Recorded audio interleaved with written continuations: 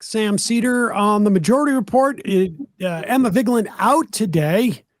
It is a real pleasure for me to welcome to the program Omar Fateh. He is a Minnesota state senator from the 62nd district of Minnesota.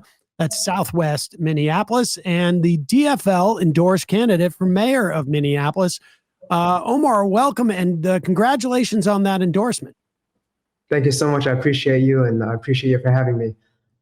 Let's talk about that. This is my understanding is that this is the first time the DFL has endorsed in quite some time. Like there's always like these races, but nobody seems to come out with a majority or enough. I guess you need 60% to get an endorsement. Just put that in context for us. Yeah. So last Saturday, about 8-9 days ago, we had the DFL convention, and our process that we go through isn't a primary process. We have a caucus night where neighbors come out, they go to their local precinct locations, they get to talk with each other, and they select who the delegates will be based off of the level of support for each candidate. Those delegates go on to the convention, which we had, and I'm grateful to be the one that got selected to be the DFL endorsed candidate for mayor. What we saw that day was that there was a lot of energy around our vision for change and a more progressive leaning type of politics rather than more of the same old that we've been seeing. There hasn't been a DFL endorsed candidate for a challenger that beat an incumbent since the party's founding. I think that's in 1944. And so we see this as like a clear message that our city is done with the broken promises, done with politics as usual, done with the endless vetoes that the mayor has seemed to have towards our progressive city council. And so we built a really broad coalition of working class people, teachers, transit riders, young folks, immigrants, and just longtime DFLers also that are just fed up with the system. Yeah, it's pretty impressive to see this happen over this, to see an endorsement after this many years of really I don't want to say a failure to endorse, but just not a will to endorse. And I have to say that Jacob Frey from here sort of functions, and apologies for being sort of New York state centric, but he strikes me as a Cuomo figure in thwarting what the council has wanted to do. I mean, Cuomo basically stood atop a theoretically all Democratic legislature and state, and functioned as a roadblock to the progressive change that people seem to keep voting for over and over again.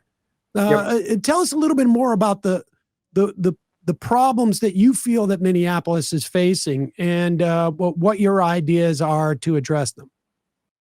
No, that's a very good question. And so as a city, Minneapolis has been through a whole lot. We've been known globally as the location in which the murder of George Floyd occurred. We've been through a global pandemic. There's been a crisis in public safety and affordable housing. But as you've laid out, at every turn, the mayor has been blocking and stalling progress and has vetoed solutions by the majority progressive city council that would have done things like protected our workers, supported renters, protected our unhoused neighbors. And so he's been more willing to protect the status quo than the everyday person. I remember following the murder of George Floyd, our mayor promised and pledged to reform public safety. And 5 years later, there's still no plan around that. In 2017, when he first ran for mayor, he campaigned on ending homelessness within 5 years. But right now, towards the end of a second term, there's actually more unhoused people right now than when he first took office. And again, there's no plan for that. During this last couple of cycles, he said that he would stand with workers and immigrants, but he tended to side with corporate interests and the more wealthy. For example, we had a 2-year battle with Uber and Lyft. in our city and in our state.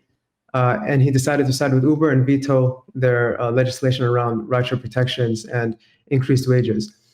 He promised our immigrant communities that we would be a sanctuary city and that ICE is not welcome. But when there was a federal raid in the district that I represent, not only was that not true, but ICE was assisting in targeting our immigrant communities and collaborating with MPD.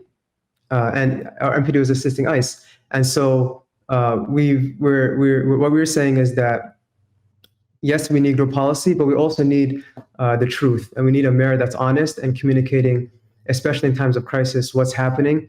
And we need solutions and leadership that is rooted in justice and not more of the same.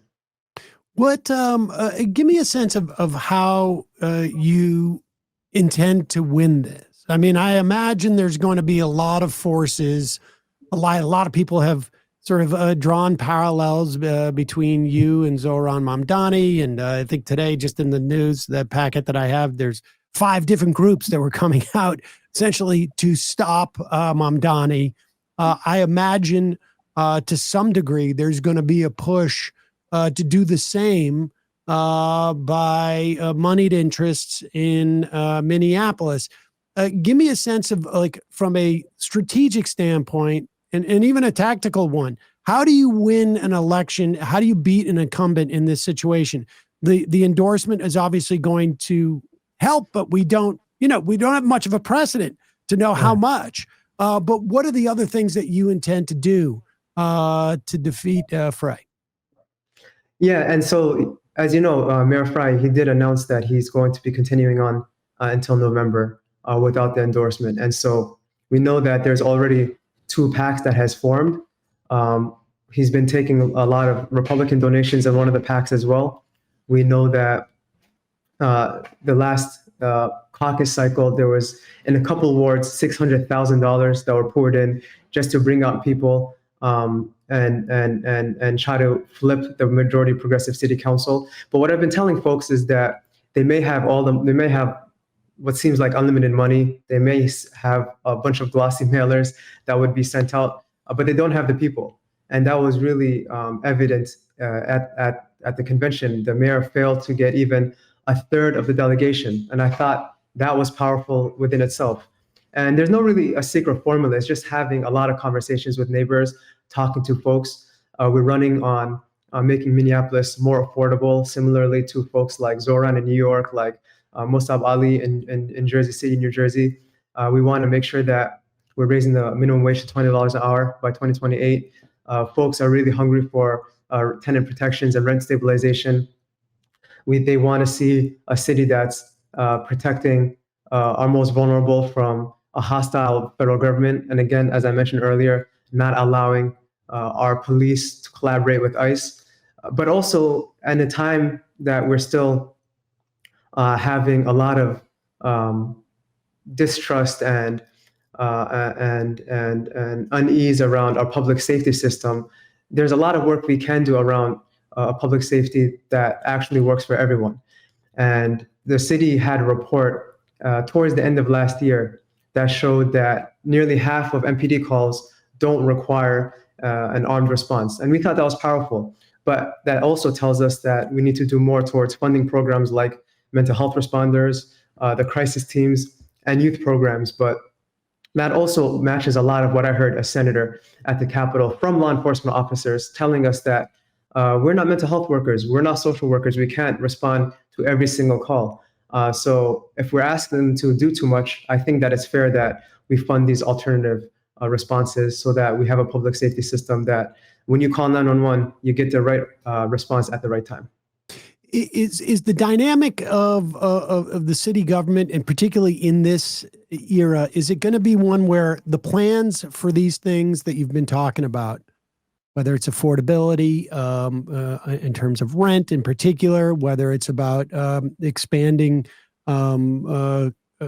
community services to take some things off the plate of police, whether it's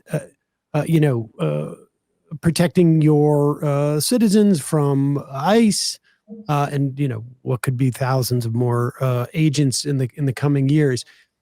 Is this a question of, I mean, are the plans out there, and are they already being promoted by the city council? And Fry is just sort of like inhibiting these things. I mean, is it going to be something where you're going to have to develop a series of new plans, or is it a question of like the plans are there? It's just a question of will at this point, and for a mayor who's willing to sign them and execute these things, and is aligned with what the city council, wants, which is, really in many respects, hopefully a reflection of what the city wants. Absolutely. I think it's two things. Number one, we have a progressive city council that has put forward solutions towards protecting our unhoused neighbors, put solutions towards reversing the systemic environmental racism we've seen, especially in BIPOC communities, by investing in local projects, for example, green jobs. We've seen a city council that has passed a labor standards board, which would have been huge for our workers. We've seen our city council pass protections for Uber and Lyft, on and on and on. And we've seen time and time again the mayor coming in and vetoing. At one point, in fact, he vetoed the entire city budget because he was upset with the city council members, and having that adversarial relationship rather than a partnership, and not allowing it to get even to that point to begin with. That shows that that relationship is not really there. And what we've been hearing in this campaign from constituents is that what's equally important to good policy is good relationships. And that's what's missing right now. I know folks talk about the adversarial relationship between the mayor and the city council, but my argument is that it extends beyond that. We don't have a good relationship between our mayor and county commissioners. We don't have a good relationship between the mayor and the Minneapolis delegation. Minneapolis delegation meaning the state senators and state representatives that represent the city at the state level. And so myself, I'm honored to be not only endorsed by members from the progressive wing in this race, but I was very intentional about including the Blue Dog Coalition and unions. And they all agree that it is my effective leadership and work ethic that needs to be seen at the city level right now. Throughout this campaign, Mayor Fry has been calling our ideas extreme or too radical, but a lot of the ideas that were deemed extreme or too radical, I've gotten done at the state level, like tuition-free college for working-class families. I authored and led on that fight and passed the minimum rideshare protections for Uber and Lyft drivers, the legalization of fentanyl testing strips, which I helped pass during a time when the Republicans were in charge of the Senate, and working with them. And so I worked with my colleagues across the ideological spectrum to get things done. And that shows that, again, the secret formula is just having good communication and talking with people. And by the way, all these progressive ideas that I've been known for to get passed, I've passed with Republican support also. So these have been bipartisan bills. So if we're able to get Republicans on board, then I think that it's a shame that we have a city that's all Democratic, that has a mayor that has been blocking that kind of progress.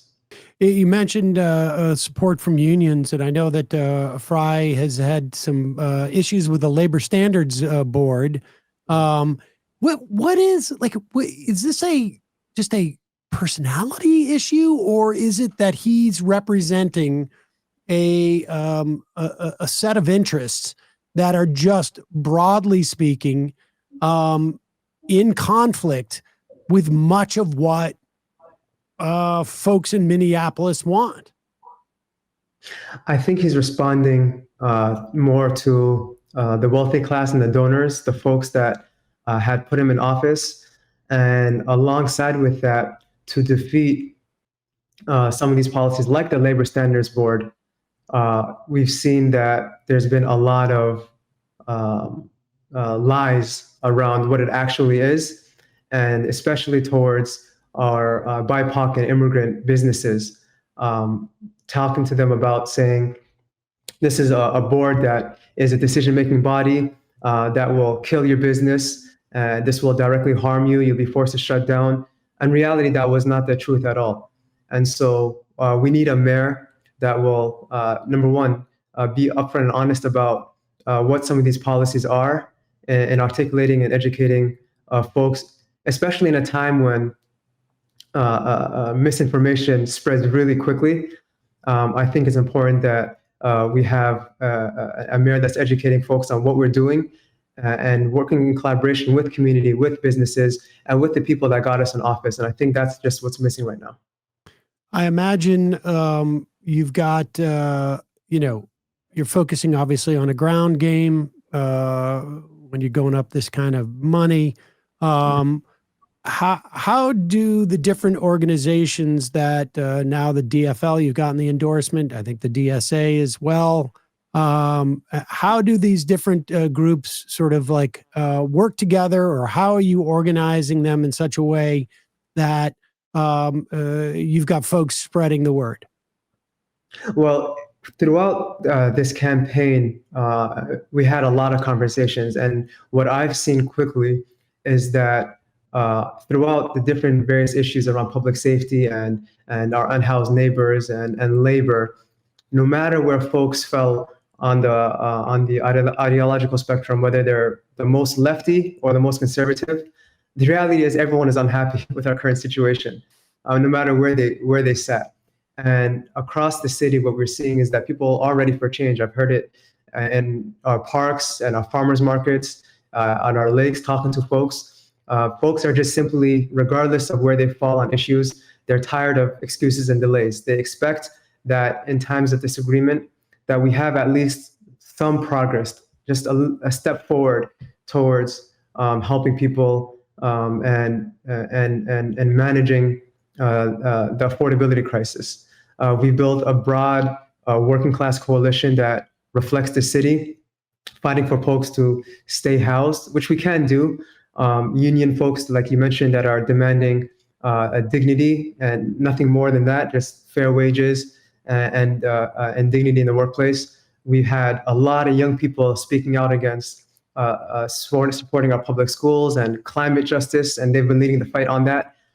Immigrants here that are really worried about a hostile federal government and what that looks like now that not only we have Trump, but he has a trifecta. He has the Senate, he has the House, and he has a Supreme Court that's going to be backing him also. And so we just need a mayor that's willing to collectively unite everyone, and understanding that, yes, we're not going to always get everything we want, but we can take damn good first steps. For example, I want real quickly, I remember when I first drafted the tuition-free college legislation, right? We drafted it to be universal for everyone. But because of the politics of it, because of the conversations we had to lower the threshold to working class families making less than 80,000. Now, if I just said, no, to hell with this, it's my way or the highway, right, then 46,000 students would have lost out on that, and that would have been hurtful. But we got to take those good first steps. I agree. Omar, Fateh, how can people who are not in, I mean, I know how people in Minneapolis in the area can help. They can come in and volunteer, get the word out. How can people who are across the country help you in this race? It's going to happen in November. Thank you so much. And since especially the endorsement process, we've seen a huge spike in energy in folks that really want to get involved, want to donate, want to contribute their time. Because prior to the convention, folks were energized, but there was still that level of unease. Like, is this really possible? Can we knock out the incumbent? Can we really do this? But we've shown that we can do this and that it is possible. And so we've had folks even out of state going online, fatehformayor.com, and signing in to volunteer by phone banking, for example, letting their neighbors know, talking to family members that live in Minneapolis. And so if you reach out to our website, plug yourself in, we'll reach back out to you with ways you can contribute, because this will be a race that is going to require an all hands on deck approach. They're going to have a lot of money. They're going to have the glossy mailers. They're going to have all this influence. And that's at times, yes, is going to be scary, but they don't have the people.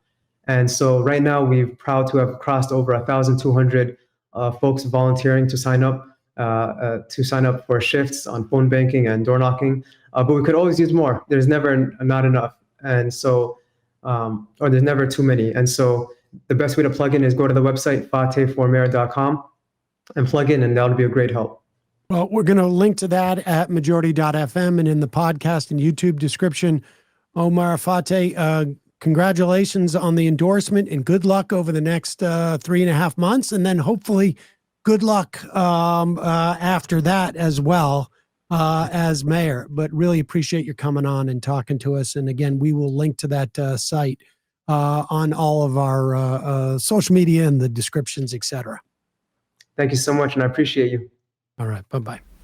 Hey, folks, don't forget to hit the subscribe button and check out our daily show. We do it every day at 12 p.m. Eastern for about 2.5 hours. We even take phone calls. You should check that out.